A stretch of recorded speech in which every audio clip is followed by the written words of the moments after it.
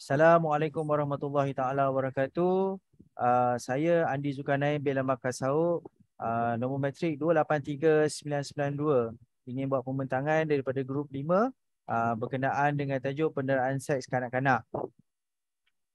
Okey.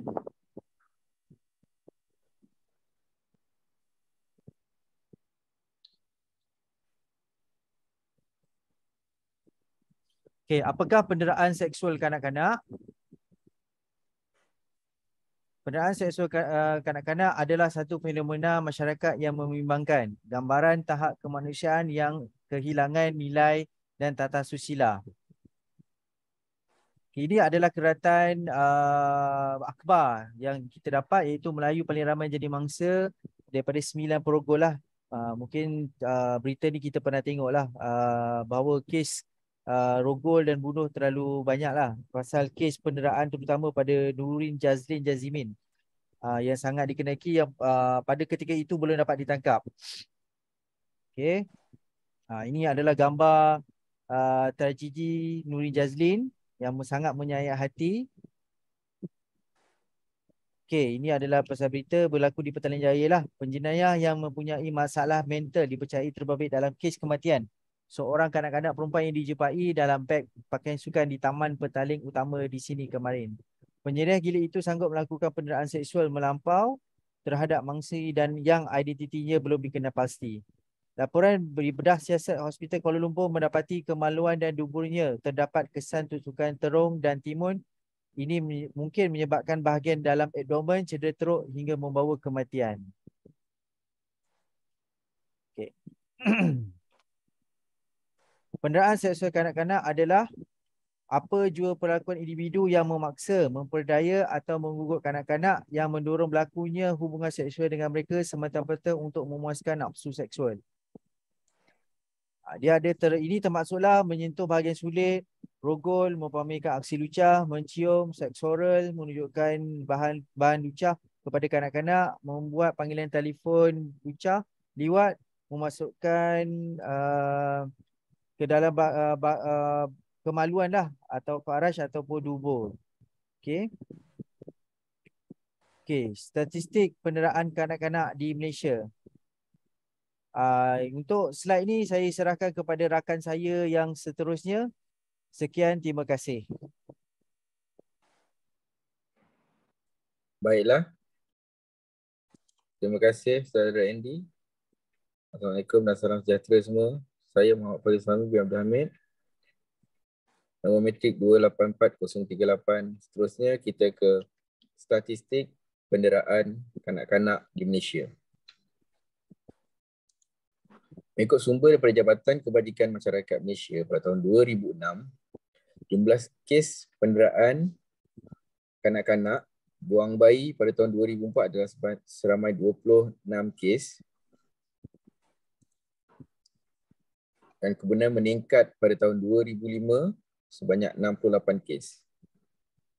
Dari segi pengabaian, sebanyak 563 kes, kemudian meningkat pada tahun 2005 sebanyak 601 kes. Dari segi kes penderaan fizikal pula, pada tahun 2004 sebanyak 445 kes, berlaku penurunan pada tahun 2005 sebanyak 431 kes. Seterusnya penderaan seksual sebanyak 529 kes dan pada tahun 2005 sebanyak 566 kes. Dari segi penderaan emosional pula, pada tahun 2004 sebanyak 63 kes dan 2005 sebanyak 77 kes. Di situ kita nampak meningkat. Dan yang terakhir, sumbang mahram pada tahun 2004 sebanyak 30 kes, meningkat pada tahun 2005 sebanyak 57 kes.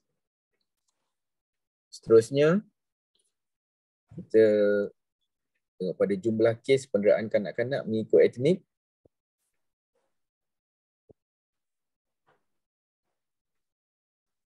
Pada tahun 2003,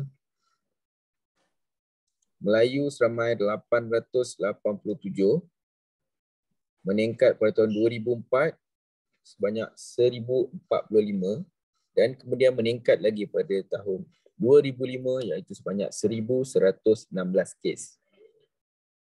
Manakala bagi etnik Cina pula, 2003 sebanyak 188 kes, meningkat pada 2004 sebanyak 224 kes, kemudian meningkat lagi pada tahun 2005 sebanyak 245 kes. Bagi etnik India pula, pada tahun 2003 sebanyak 186, pada tahun 2004 sebanyak 257 kes dan berlaku penurunan sedikit pada tahun 2005 sebanyak 253 kes. Dan lain-lain kita tengok di situ, 2003 128 kes, 2004 127 kes, 2005 meningkat sebanyak 166 kes. Seterusnya, kita ke tanda-tanda penderaan seksual terhadap kanak-kanak. Tanda-tanda penderaan seksual terhadap kanak-kanak berlaku ketika mengigau, sukar untuk tidur, takut kepada keadaan gelap. Itu tanda-tanda pertama. Kemudian, tanda-tanda kedua, kanak-kanak tersebut berasa tidak berupaya atau tidak berdaya, gangguan pemakanan terhadap kanak-kanak, perubahan tingkah laku secara tiba-tiba. Mungkin dia akan berubah jadi pendiam. Okay. Seterusnya, dia akan menjadi seorang yang berahsia, berperangai, seksual. Seterusnya, takut pada orang atau tempat-tempat tertentu. Kemudian mungkin dia akan memakai berlapis-lapis disebabkan takut ataupun trauma. Dan seterusnya, mencederakan diri atau kecenderungan untuk membunuh diri. Itu lebih kepada tahap yang serius. Okey, seterusnya, bentuk penderaan seksual kanak-kanak. Kita tengok di sini, faras sebanyak 63.2%, cabul sebanyak 15.9%, liwat sebanyak 21%. Hampir 89.3% kanak-kanak perempuan yang menjadi mangsa terhadap penderaan seksual kanak-kanak ni kalau kita tengok menurut sumber daripada kajian lapangan di PPUM. Okey, seterusnya, kenapa kanak-kanak perempuan lebih terdedah kepada bahaya? Kanak-kanak perempuan lebih terdedah kepada bahaya kerana berlakunya sumbang mahram. Kerana dari segi percampuran lah kanak-kanak perempuan tersebut. Kerana perempuan dia ada batas-batas dia berbanding dengan lelaki. Kanak-kanak tersebut mungkin cacat dari segi fizikal dan emosional yang menyebabkan mereka sukar untuk mengelakkan diri daripada didera secara seksual menurut Young 1982. Okey, seterusnya, contoh sumbang mahram. Contoh kes sumbang mahram, pada suatu tengah hari, bapa memanggil saya masuk ke rumah ketika saya sedang bermain dengan abang dan kawan-kawan di rumah. Di ruang tamu di atas kusyen, bapa melakukan. Saya merasa sakit setiap kali bapa melakukannya. Sebelum bapa melakukannya, dia akan membaca sesuatu supaya kami tidak melawan. Kakak telah membawa saya ke hospital setelah ibu mengadu kepadanya. Kakak sangat memahami masalah ini kerana dia pun pernah mengalami penderitaan ini. Kes kedua, 12 April 1987. Ang Mei Hong, 10 tahun, ditemui kira-kira 200 meter daripada rumahnya selepas dipercayai dirogol dan dibunuh dalam keadaan kemaluan yang dirodok dengan kayu ketika dalam perjalanan menghantar sarapan pagi kepada bapanya di Jalan Ipoh, Kuala Lumpur. Kes ketiga, 17 Mei 1999, pelajar tingkat 5, Audrey Melissa Batinathan, diserang, dirogol dan dibunuh ketika dalam perjalanan ke sekolah perempuan Metodis Kuala Lumpur. Mangsa dipercayai disembunyikan selama 20 jam sebelum dibunuh dalam perjalanannya ke sekolah dari terowong pejalan kaki yang menghubungkan menara daya bumi Jalan Cendresari Terowong. ini dipercayai antara sarang pendaging dadah utama di ibu negara.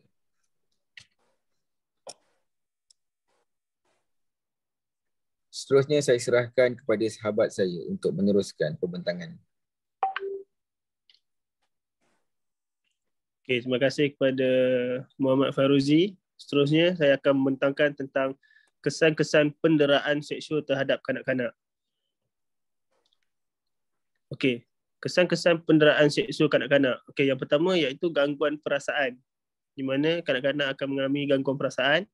Yang kedua, menghadapi masalah seksual. Yang ketiga, gangguan jiwa. Yang keempat, masalah pembelajaran dan komunikasi. Yang kelima, tingkah laku. Yang keenam iaitu mudah terjebak dengan gejala sosial. Yang ketujuh iaitu gangguan sistem saraf. Okey. Seterusnya iaitu pengenalan kes penderaan seksual.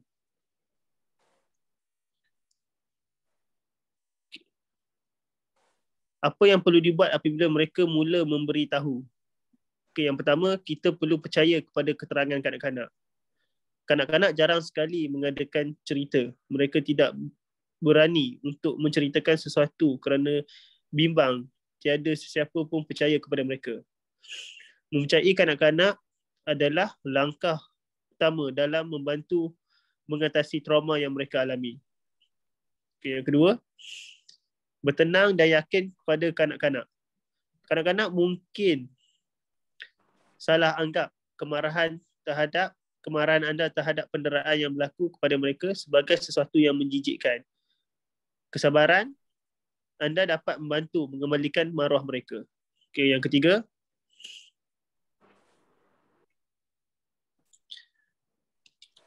anda harus bersikap tegas. Kanak-kanak yang didera sering dikeliru dengan perasaan mereka akibat daripada manipulasi yang dilakukan oleh pendera. Mereka harus dibenarkan dan digalakkan untuk menyatakan perasaan mereka. Perasaan mereka haruslah dianggap serius dan tegas. Dipandang serius dan tegas. Okay, yang keempat, membimbing kanak-kanak untuk menghadapi situasi seterusnya. Okay, kanak-kanak yang didera tidak berupaya. Mereka perlu hadapi pihak yang sedia membantu. Mereka juga harus diberitahu apa yang perlu dilakukan.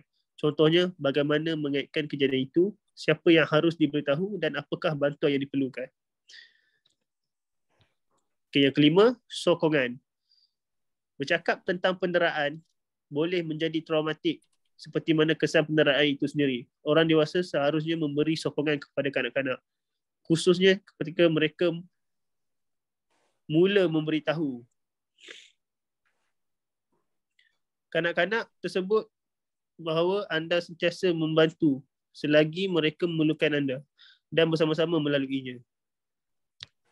Okay, yang keenam, laporkan kes penderaan kepada pihak polis. Ini adalah salah satu langkah untuk mencegah kes penderaan. Ketahuilah bahawa setiap orang mempunyai untuk melaporkan semua kes penderaan sahih atau disyaki dalam masa 48 jam. Seterusnya, proses tindakan bagi aduan kes penderaan kanak-kanak.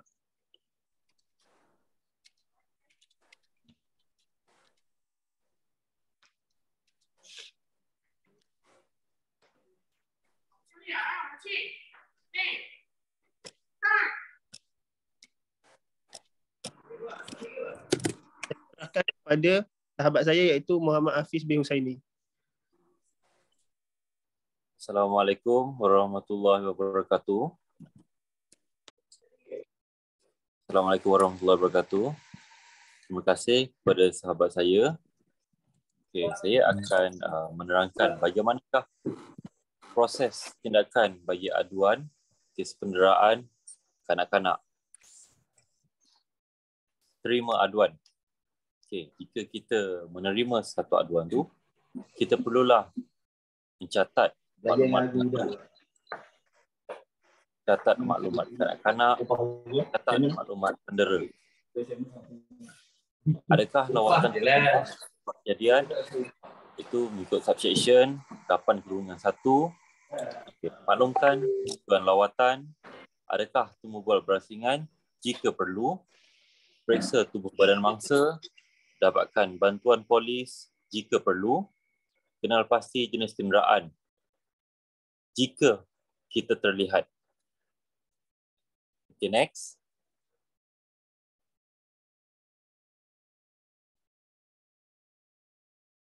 Baik, apabila kita menerima aduan dan laporan, pertama sekali kita perlulah selamatkan kanak-kanak tersebut. Mengikut Section 18.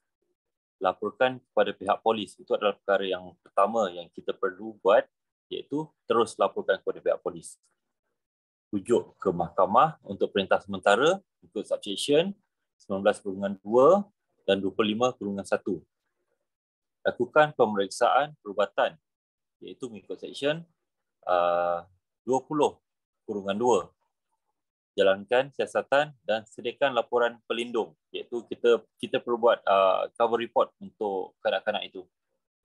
Mengikut subsection 30/6/A kecil. Hadap semula ke mahkamah untuk perintah tetap, iaitu subsection 30/1/A kecil dan /E kecil. Dan penilaian, iaitu mengikut subsection 30/13. Okay, next. Peranan masyarakat dalam menangani masalah penderaan seksual, iaitu peranan kita semua sebagai masyarakat. Okay, pertama sekali, peranan masyarakat dalam menangani masalah berkaitan penderaan seksual kanak-kanak. Ibu bapa. Okay, ibu bapa, kita mesti belajar bercakap dan mendengar perasaan kanak-kanak tentang sentuhan dan hubungan, iaitu kita kena terangkan dekat situ batas-batas apa yang boleh dan apa dan tidak boleh.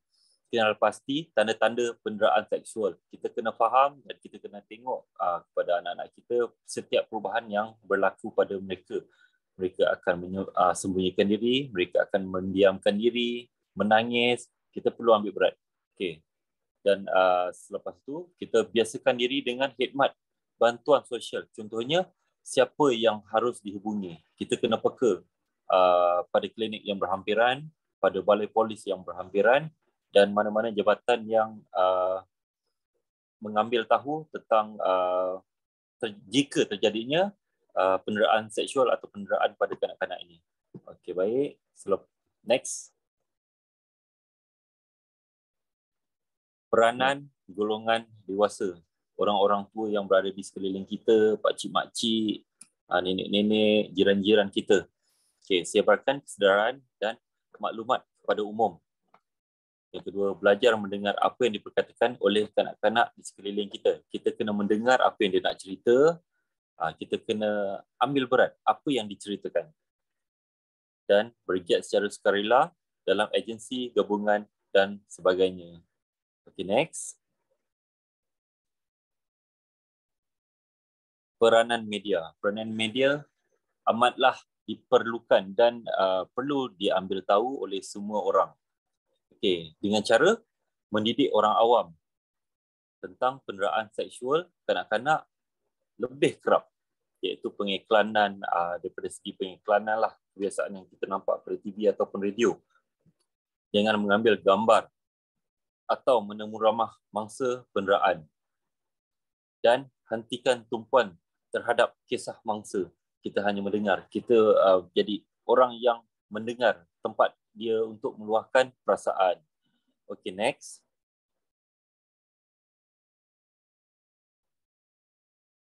Pusat perlindungan, pusat tahanan dan pusat pemulihan. Okay, perkara ini perlu untuk mangsa-mangsa yang sedang mengalami trauma. Okay. Latih kaki tangan tentang penderaan seksual kanak-kanak dan teknik pemulihan, perkembangan dan kemahiran hidup kanak-kanak. Laksanakan program keselamatan diri untuk kanak-kanak. Okey, ini biasanya kita akan membuat satu kursus tentang pelatih-pelatih untuk cara kita menaikkan semula semangat kanak-kanak ataupun mangsa ni. Kita kena berikan dia pendedahan tentang agama dan juga cara mereka untuk berhadapan dengan masyarakat. Okay, next. Okay, sekian daripada kumpulan kami tentang